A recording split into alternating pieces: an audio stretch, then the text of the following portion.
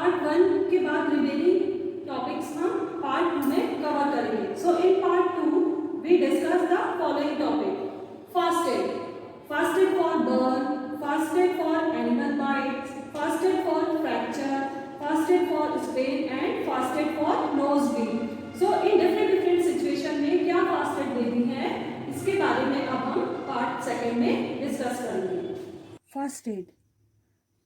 We should follow safety rules to avoid accidents. Accidents को avoid करने के लिए हम सेफ्टी रूल्स फॉलो करते हैं, बट कई बार सेफ्टी रूल्स फॉलो करने के बाद भी एक्सीडेंट्स हो जाते हैं. तो अगर एक्सीडेंट्स हो गया है तो उस टाइम पर हमें किसी बड़े को इन्फॉर्म करना चाहिए या फिर डॉक्टर को इन्फॉर्म करना चाहिए.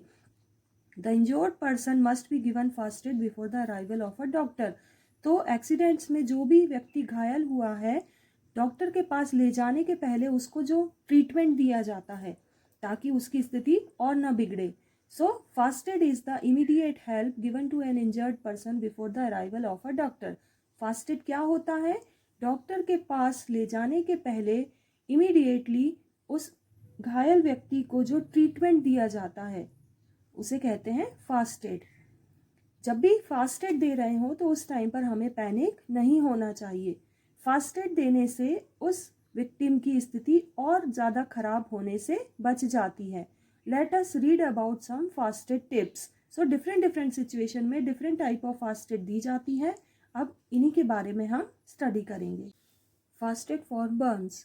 In case of a minor burn, अगर थोड़ा बहुत जल गया है तो उस बर्न्ड एरिया को हमें कोल्ड रनिंग वाटर के नीचे तब तक रखना चाहिए जब तक कि बर्निंग सेंसेशन कम ना हो जाए. देन उस बर्न्ड एरिया पर एंटीसेप्टिक क्रीम अप्लाई करनी चाहिए. अगर एंटीसेप्टिक क्रीम अवेलेबल नहीं है तो बेकिंग सोडा और वाटर का पेस्ट बनाकर भी हम बर्न्ड एरिया पर लगा सकते हैं. अगर बर्न बहुत सीरियस है तो इमीडिएटली डॉक्टर को कॉल करना चाहिए. ब्लिस्टर, जलने के कारण जो छाले हो जाते हैं उन्हें कभी भी फोड़ना नहीं चाहिए. In case of chemical burn, अगर केमिकल के कारण जला हुआ है तो उस इफेक्टेड एरिया को बहुत सारे वाटर से धोना चाहिए, वॉश करना चाहिए और उस बर्न एरिया को स्टेराइल गॉज से कवर कर देना चाहिए और इमीडिएटली उस विक्टिम को डॉक्टर के पास ले जाना चाहिए. First aid for animal bytes. अगर कोई एनिमल काट ले तो उस टाइम पर हमें क्या फर्स्ट एड देनी है? Animal like dog, cat and monkey में बाइट ह्यूमन बीइंग. कई बार होता है कि डॉग, कैट या मंकी जो है वो ह्यूमन बीइंग को काट लेते हैं. तो इन एनिमल के काटने से एक टाइप की डिजीज होती है जिसे कहते हैं रेबीज. तो अगर किसी एनिमल ने काटा है तो उस इफेक्टेड एरिया को हमें सोप और वाटर की हेल्प से वॉश करना चाहिए. देन उस पर एंटीसेप्टिक लोशन अप्लाई करना चाहिए. अगर आवश्यकता है तो उस वुंड को, उस इफेक्टेड एरिया को बैंडेज से कवर कर देना चाहिए और इमीडिएटली पेशेंट को डॉक्टर के पास ले जाना चाहिए. In case of bee sting, अगर मक्खी ने डंक मार दिया है सो उस कंडीशन में भी हमें बेकिंग सोडा और वाटर का पेस्ट हम उस पर लगा सकते हैं या फिर टूथपेस्ट भी अप्लाई कर सकते हैं. In case of snake bite, अगर सांप काट ले तो जहां उसने काटा है उसके जस्ट ऊपर टूनिकेट टाई करना चाहिए ताकि ब्लड का फ्लो जो है, जो हमारे हार्ट में हो रहा है, वो रुक जाए. एंड इमीडिएटली उस विक्टिम को डॉक्टर के पास ले जाना चाहिए. अब ये टूनिकेट क्या होता है? Tourniquet is a tight bandage which can be tighten further by twisting a cross piece. Tourniquet एक टाइप की टाइट बैंडेज होती है जिसे हम बांधते हैं स्नेक बाइट केस में, और इसको और ज़्यादा टाइट करने के लिए हम इसमें ट्विस्ट देते हैं और ये ट्विस्ट देने के लिए हम यूज़ करते हैं स्टिक या पेंसिल का यूज़. उसमें लगाकर हम उसको ट्विस्ट कर देते हैं. First aid for fracture. Fracture is a crack और ब्रेक इन अ बोन. जब हमारी बोन क्रैक हो जाती है या फिर ब्रेक हो जाती है तो इसे कहते हैं फ्रैक्चर. फ्रैक्चर केस में इंजर्ड पर्सन को बहुत ज़्यादा दर्द होता है, पेन होता है. Do not try to move the fractured part. इसलिए जिस पार्ट में भी फ्रैक्चर हुआ है उसे मूव नहीं करना चाहिए. The fracture part need support.